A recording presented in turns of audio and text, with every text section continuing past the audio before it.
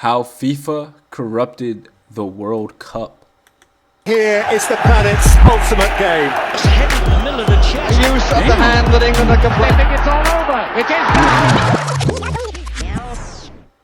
Christmas Day 1914. The middle of World War I. British and German soldiers have been killing each other for months. They're living in trenches full of mud and rats and dead bodies. And then, on Christmas morning, something happens that their generals never ordered and their governments never approved. A German soldier starts singing Silent Night. Then a British soldier joins in. And then, one by one, men from both sides climb out of their trenches, walk into no man's land, and start playing football. No referees, no teams, every time I just hear a ball. Hold on. First off, because I've heard this story before. I've heard this story before about them playing soccer. Every time I hear this story, bro. What? You're telling me, bro. You're telling me you're 19, 20 years old, whatever. You hear one of your buddies, he's singing a silent night. And then out of nowhere, you hear this German dude. He starts joining in. He's like, right. And then they pop out. They pop out the trenches. Mind you, your cousin's dead on the floor over there in the corner. They pop out the trenches. They're like, yo, did you just harmonize with me? Let's have a quick match of football, innit? And then they fucking get the soccer ball, start kicking it. It's Christmas Day. Yeah. Let's love each other and sing, oh man, and hold each other's hands. And then next day they're back to murdering each other. It doesn't make, bro, like, it's just crazy that even happened. Like, I get it. Like, they're humans. Like, it was probably a special moment for them, and but like, I don't know. It's just crazy to think that, bro, you stop shooting each other's faces off, sing a song together, start playing soccer, and it's all a jolly good day just for Christmas. And then the next day you're back to defending your country. Like, that's insane. To me, that concept is insane, bro. Groups of people who, for a few hours, decided that this game mattered more than the war they were fighting. That's what football does.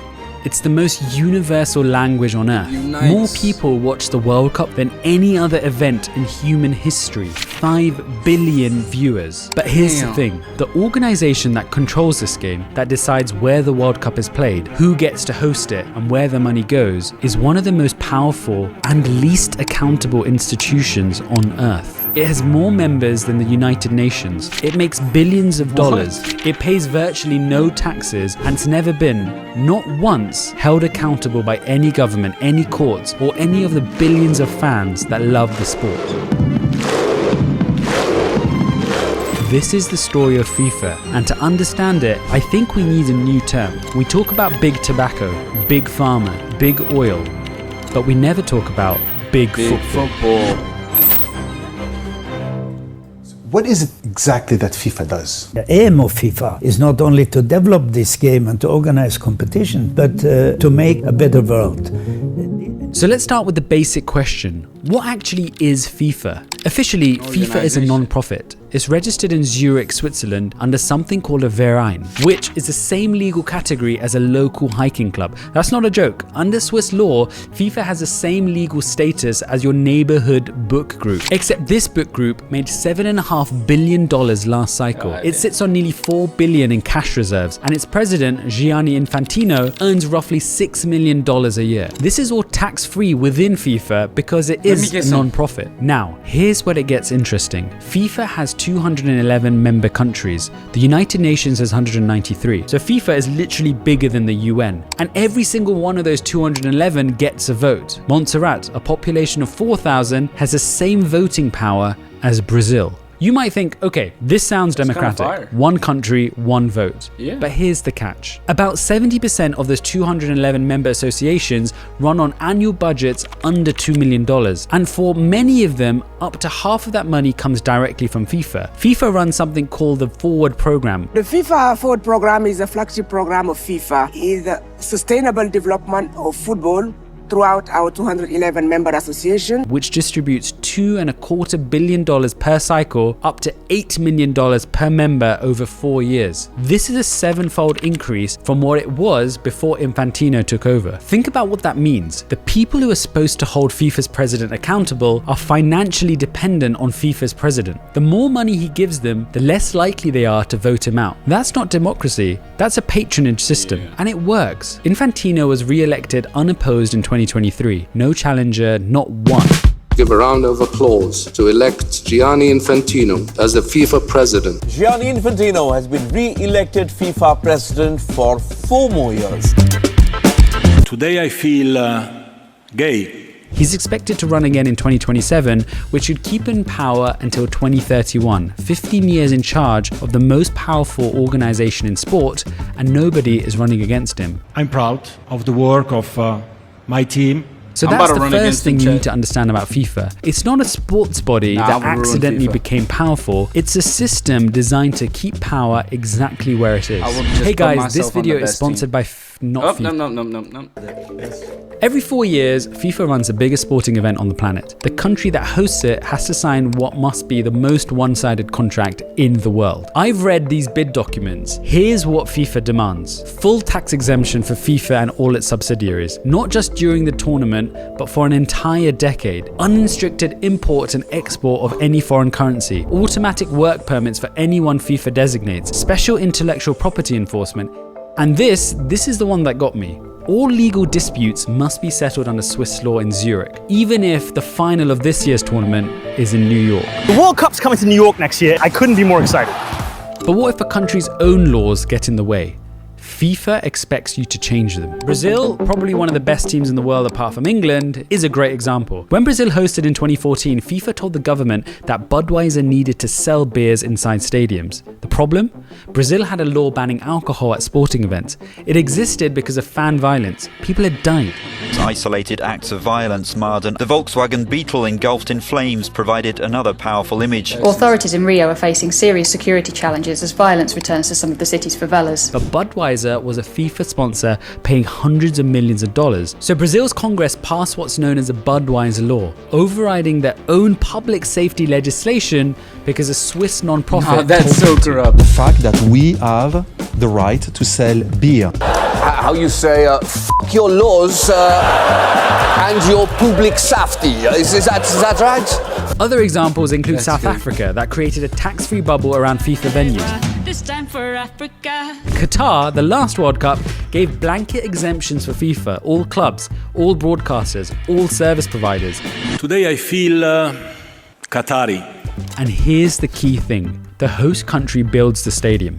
The host country pays for the security, the transport, the infrastructure. FIFA shows up, runs the tournament, collects all the broadcast revenue, all the sponsorship money, all the ticket sales, and then leaves. That is the deal. And it's a deal every single host country has agreed to, because the alternative is you don't get the World Cup.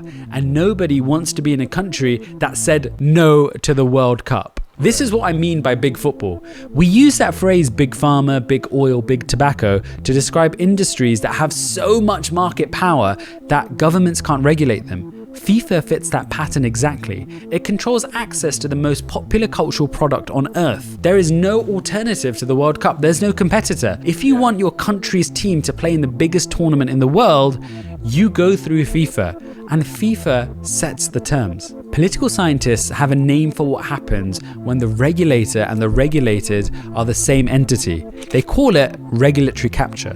But FIFA is something even stranger. FIFA isn't captured by an industry. FIFA is the industry. It writes the rules, enforces the rules, and sells the product all at once, all from Zurich, all tax-free.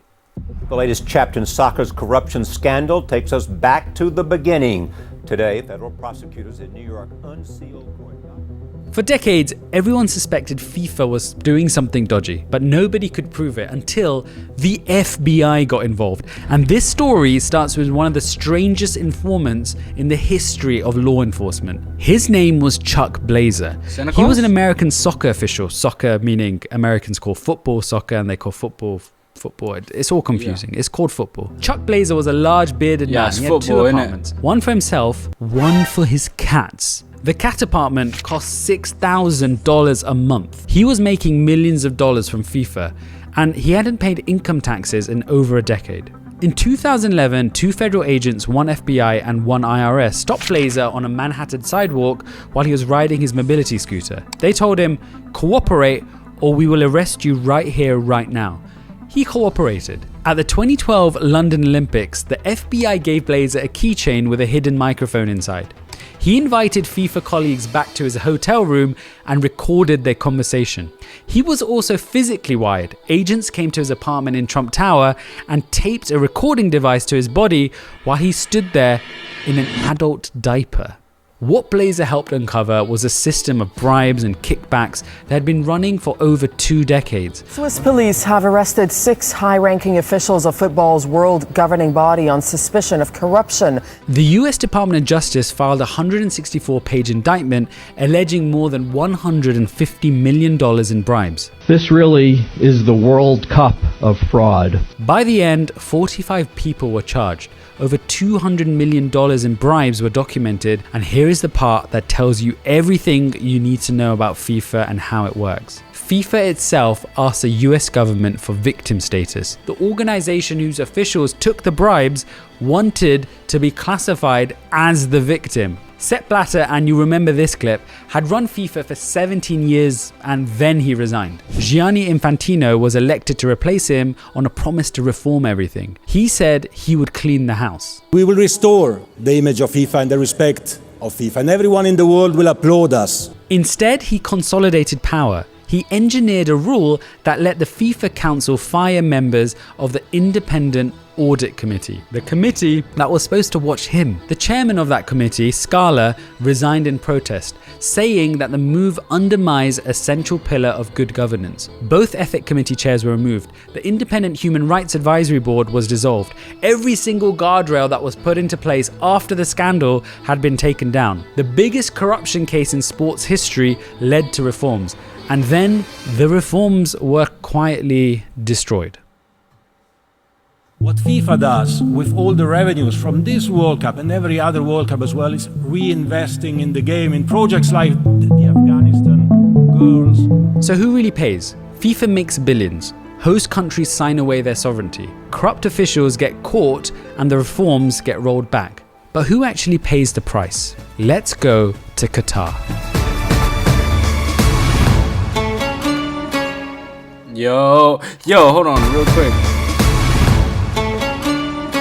Yo, that shit was so fire back then. In 2021, The Guardian published an investigation that changed everything. Reporter Pete Patterson compiled government data from 5 countries, India, Nepal, Bangladesh, Sri Lanka, and Pakistan, and found that 6,500 migrant workers from those nations had died in Qatar since the country won the World Cup bid. That's an average of 12 deaths per week. Most of those workers were building the stadiums, the roads, the hotels, the metro lines that make the World Cup possible. They worked under something called a kafala system, a sponsorship arrangement where your employer controls your visa, your housing, and in many cases, your passport. The kafala system can be a form of modern-day slavery, and the features of it amount in some cases to forced labor. Workers paid $1,000 to $3,000 in recruitment fees just to get the job, trapping them in debt before they even arrived. Some went months without pay. Others couldn't leave the country because their employer held their documents. Qatar's government said that only 3 workers died during stadium construction. Later, a senior official acknowledged that the number was between 400 to 500. Holy Charities asked shit. FIFA to create a $440 million compensation fund matching the prize money for the tournament. FIFA said no. Instead, it launched a $50 million legacy fund with the WHO and UNHCR. No worker compensation was included. Now, let's go to Brazil. That's insane. Brazil spent over But the 11 music fire though. Brazil spent over $11 billion hosting the 2014 World Cup. A congressman and a former national football star named Romario called it the biggest theft in the history of Brazil. Rio's mayor estimated that the corruption at the World Cup venues accounted for 30 to 40% of construction costs. 2 million Brazilians took to the street chanting FIFA go home. We don't need the World Cup. We need money for hospitals and education. And then the stadiums became white elephants. The stadium in Brasilia cost $900 million, most expensive football venue ever built, for a city with no first division team. It was used as a bus parking lot. Arena Amazonia, another stadium, cost $300 million in the middle of the Amazon. Average attendance at local matches, under 1,000. Monthly maintenance, $200,000 to $300,000. Arena Pantanal saw homeless people move into the unused locker rooms. In every case, the pattern is the same. The country builds, FIFA profits, and the bill goes to the people who never asked for any of it.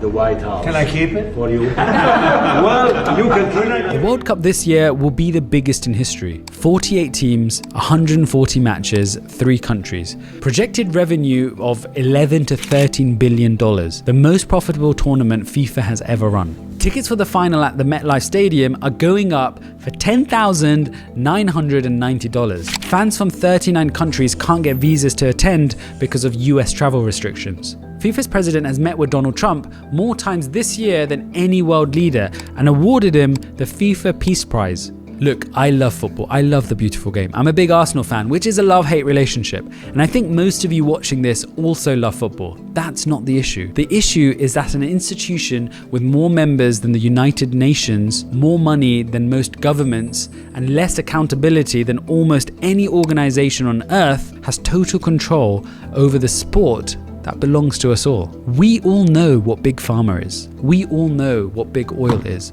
We understand that when an industry gets powerful enough, it stops being regulated and starts doing the regulating. Maybe it's time we understood that the same thing has happened to football. Big football. Yep.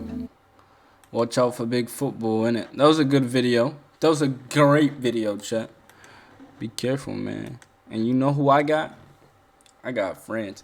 Matter of fact, I got England, man. Bellingham playing out there like a fucking star, man. I love Bellingham, bro. Can't even lie to you.